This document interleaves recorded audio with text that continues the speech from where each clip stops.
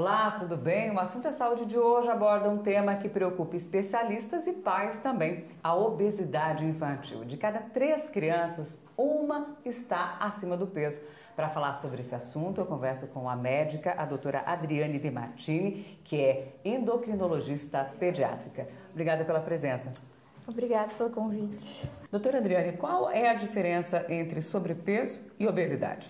Então, na infância e na adolescência, diferente dos adultos, nós não utilizamos pontos de corte, mas sim gráficos em que a gente vai calcular o índice de massa corpórea, o IMC, que é o peso dividido pelo quadrado da estatura, e nós vamos ter valores que nós vamos utilizar aqui nos gráficos. Então, quando que a gente espera um valor normal entre o 1 e o -1, mas quando a criança tem sobrepeso, ela tem um grau aqui entre 1 e 2, esse é o padrão do... Ou seja, é o médico que vai verificar se ela está com sobrepeso ou obesidade. Exatamente. Assim, só olhando uma criança... É muito difícil. É muito difícil. Você consegue perceber que a criança tem um excesso de peso, mas essa mania é bem tênue. Então, você tem que ter essas medidas e utilizar os gráficos para fazer essa classificação.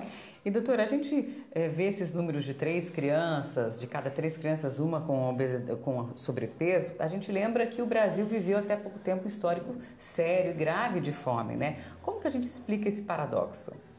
A gente teve bastante mudança nesses últimos anos, né? Então, se você for analisar os índices de criança com sobrepeso e obesidade, na década de 70 era em torno de 8, 10% das crianças. E no final ali por 2008, 2009, quando temos o último estudo nacional, esses números já estavam em torno de 30, 34%. Então, essa foi uma mudança muito de costumes.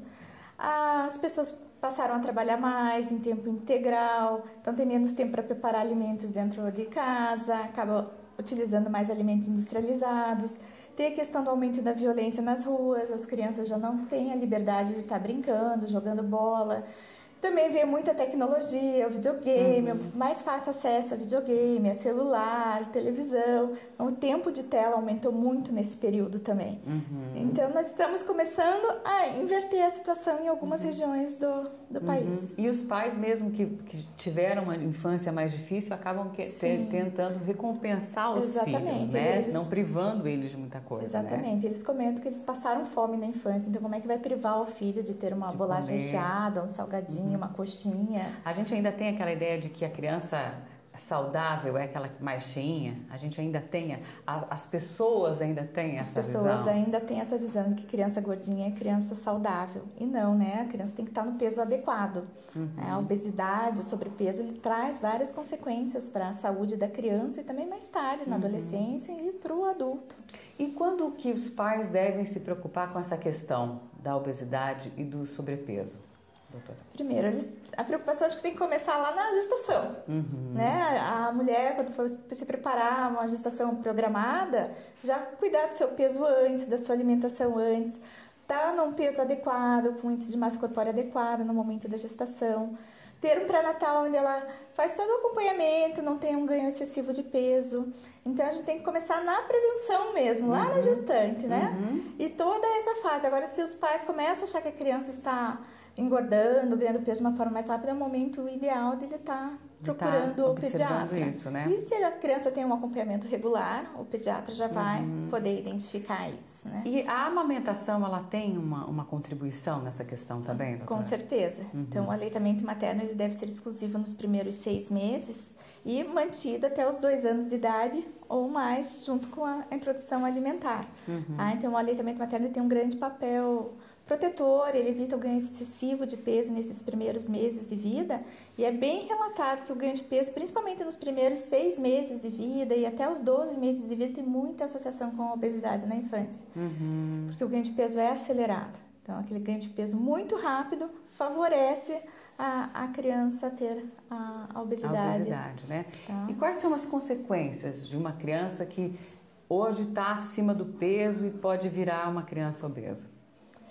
Então, as consequências quando a criança se torna realmente obesa, que pode ter algumas comorbidades que a gente tinha visto antes nos adultos, numa idade um pouquinho mais avançada, mais à frente, né? Hoje nós já temos crianças em torno dos 10, 11 anos apresentando diabetes tipo 2, que seria aquele diabetes que era chamado né? Você pode prevenir, diabetes, né? do adulto, né? Mas hoje a gente já tem crianças em torno dos 10, 11 anos, alguns casos, hipertensão, então a pressão alta, o acúmulo de gordura no fígado, então fígado gorduroso em consequência do excesso de peso, da obesidade, aumento de colesterol, fora o que a gente vê muitos transtornos psicológicos também, o bullying na escola. Tem a questão do bullying, né, da autoimagem, da imagem, né, que afeta também a criança. Que afeta também, a gente tem muitos adolescentes que já têm problema de autoimagem por consequência do bullying. E acredito que nessa questão da obesidade infantil, não é só... Porque a criança não consegue se tratar sozinha, né? Diferentemente do adulto que está obeso, ele vai ao médico, ele tenta se tratar. Mas a criança, ela é dependente de pais que primeiro reconheçam isso e que busquem tratamento, né? E que aceitem o tratamento junto, né? Eles têm que fazer parte. Tem que ser um coletivo. A gente tem um sucesso de tratamento quando a família toda é envolvida. Todos os cuidadores, os familiares estão envolvidos, nosso sucesso é bem maior. Então, a gente costuma explicar aqui o modelinho do prato, que isso aqui serve para a família toda. Sim. Aí isso é um prato saudável, então que a gente costuma orientar assim, a metade do prato dos vegetais, dos frutos, as folhas, né? Um quarto do prato a parte da proteína e um quarto do prato que inclui os carboidratos. Isso deve ser para toda a família. Isso é uma orientação nutricional, prato para toda a família. Não adianta, por exemplo, os pais quererem ajudar a criança e, por exemplo, tirar o carboidrato da criança, que é alguma coisa que o adulto às vezes faz quando ele está um pouquinho assim. Isso não. Não, a gente orienta a limitar o carboidrato, né? Seria um quarto do prato em carboidrato, não tirar totalmente o carboidrato, porque a criança ela está em fase de crescimento. Isso é importante, então, né? Então, a gente orienta a alimentação correta, mas não nenhuma dieta restritiva. Diferente do que muitos adultos fazem, porque a criança está em crescimento e a gente não pode prejudicar esse crescimento. E qual é o cuidado que os pais têm que tomar exatamente nisso, de não tirar totalmente, por exemplo, carboidrato, alguma coisa da dieta, para que a criança perca peso rapidamente? Porque isso também é errado, né, doutora? Você querer resolver o problema de repente. Exatamente, elas têm que aprender a comer. E muitas vezes a criança aprende a comer, algumas escolas já trabalham sobre isso também, e ensina seus pais a comerem de forma correta. Alimentos mais saudáveis, menos industrializados, menos ultraprocessados, menos açúcar, né, que é contraindicado antes dos 2 anos, não deve ser introduzido na alimentação da criança antes dos 2 anos. E a doutora, você que está nesse processo diário, né, nesse contato diário com esse problema, vê muito isso? O que a doutora enxerga? Infelizmente, as pessoas acham que ainda dar o doce é um agrado. É um agrado, né? Então, acabam crianças com menos de 1 ano, muitas vezes, recebendo refrigerante ou sucos açucarados na mamadeira. Né? Na mamadeira. Ou é só um pedacinho, ou é só um pouquinho de refrigerante, eles estavam com vontade. Não, a criança não conhece aquilo. Então, não deve ser apresentado antes dos 2 anos. E mesmo depois dos 2 anos, a quantidade recomendada é em torno de 25 gramas de açúcar adicionado. Que é muito pouquinho, para nós. 6 colheres de chá. E também tem muito aquela coisa, né, doutora? A mãe, quando vai fazer a papinha do bebê, quando ela tem tempo de fazer a papinha do bebê, ela sempre vai lá e salga um pouquinho, porque ela acaba usando o paladar dela, né? O termômetro é o paladar dela e não da criança. E tem que aproveitar que a criança ainda não tem essa... Não, a criança tem desenvolvimento de paladar até os 2 anos, né? Até os 2 anos. Até os 2 anos é uma fase ainda muito de desenvolvimento de paladar, de formação do metabolismo. Então, esses 2 anos, que é o que a gente chama hoje de 1000 dias, que vai lá da concepção, como eu falei, do pré-natal, até a criança completar 2 anos. É uma fase muito de formação da criança. Então, você tem que aproveitar essa janela que o nosso corpo permite e educar essa criança para ter bons hábitos de vida. Essa criança tem que brincar, tem que correr... Tem que permitir isso para ser criança, permitir isso para as crianças. E a alimentação tem que ser, como você falou, não o paladar da mãe, mas introduzir a alimentação de forma saudável e com menos sal e usar mais temperos naturais. O que a gente vê, assim, então, que é um desafio principalmente para os pais, né? Nessa questão da informação. A senhora, a senhora enxerga hoje? Os pais estão informados? Porque a gente vive um bom momento de informação, o que mais a gente tem é informação, mas a gente não consegue filtrar a informação adequada para aquele assunto. Hoje nós temos muita informação. Né? O acesso à informação hoje é bem fácil. O difícil ainda está sendo colocar em prática. Né? Ou querer colocar em prática com o seu filho, com a sua filha, e não colocar em prática no restante da família. O que serve para você não serve para mim. Tem que estar todo mundo colaborando com aquilo, né? E nessa questão da obesidade infantil, doutora, existe uma diferenciação entre gêneros? Os meninos talvez tenham mais tendência, as meninas mais tendência? Não tem? Ou tem? Os estudos agora, essas últimas estatísticas, mostram um pouquinho mais ainda de obesidade e sobrepeso no menino. No menino? No menino. Existe alguma explicação para isso? Ou pode ser... Clinicamente a gente não percebe isso. Atinge os dois gêneros, tanto o menino como a menina. Então, o menino ele ainda tende a ser mais ativo do até que culturalmente até você aceita, né? O que é um erro, é um equívoco, mas Sim. até culturalmente você aceita o menino mais agitado, né? Sim. E no início da pré-adolescência ali, existe alguma diferença? Porque daí na pré-adolescência as meninas têm a questão hormonal também que começa a interferir. Isso acaba sendo um denominador decisivo nessa questão da obesidade? Não, a gente não consegue ver essa diferença ainda na criança e no adolescente, mesmo na fase de puberdade. Existe uma fase em que tanto a menina como o menino, eles dão uma leve desacelerada no crescimento antes da puberdade, então eles aparentam que o peso continua ganhando, né? Mas o que faz muita diferença é a deposição de gordura, é diferente no menino e na menina. Então nessa fase de puberdade, quando a menina já tem a sua ação hormonal, que começa mais cedo do que nos meninos, a deposição de gordura já começa a ser maior nas coxas, no quadril. Começa, né, a forma do corpo. Isso. Diferente dos meninos que, mesmo o homem adulto, tende a ter uma obesidade mais generalizada. E a pessoa que a criança que já teve sobrepeso, já foi obesa, ela começou a se tratar, começou a comer direito, ela sempre vai ter aquele risco de voltar? A obesidade é uma doença crônica, então ela tem que estar sendo Não tem cura, tratada. Ela é crônica, ela tem que ser tratada para sempre. Por isso que a gente bate muito na tecla da orientação alimentar, uma alimentação saudável e não dietas restritivas, porque você não consegue se manter numa dieta restritiva por muito tempo. Tirando do seu cardápio aquilo que você gosta. Então, você aprendendo a comer, você vai conseguir se manter num peso.